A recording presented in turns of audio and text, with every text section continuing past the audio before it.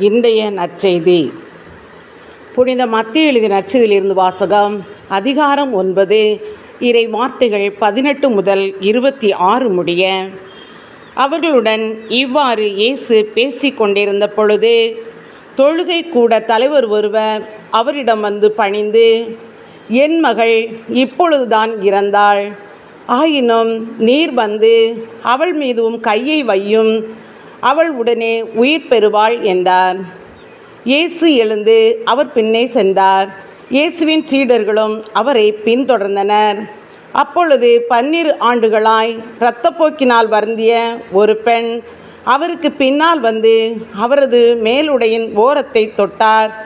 ஏனெனில் அப்பெண், நான் அவருடைய ஆடையை தொட்டாலே போதும், நலம் பெறுவேன் என தமக்குள் சொல்லி கொண்டார். இயேசு அவரை திரும்பி பார்த்து, மகளே, துணிவோடு இரு, உனது நம்பிக்கை உன்னை குணமாக்கிற்று என்றார்.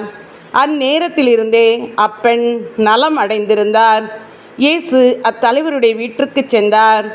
அங்கே குழல் ஊதுவோரையும் கூட்டத்தினரின் அமளியையும் கண்டார். அவர், விலகிப் போங்கள், சிறுமி இறக்கவில்லை, உறங்குகிறாள் என்றார். அவர்களோ அவரை பார்த்து நகைத்தார்கள். அக்கூட்டத்தினரை வெளியேற்றிய பின் அவர் உள்ளே சென்று சிறுமியின் கையை பிடித்தார். அவளும் உயிர் பெற்று எழுந்தாள். இச்செய்தி அந்நாடெங்கும் பரவியது. இது கிறிஸ்துவின் நற்செய்தி. கிறிஸ்துவே, உமக்கு புகழ்.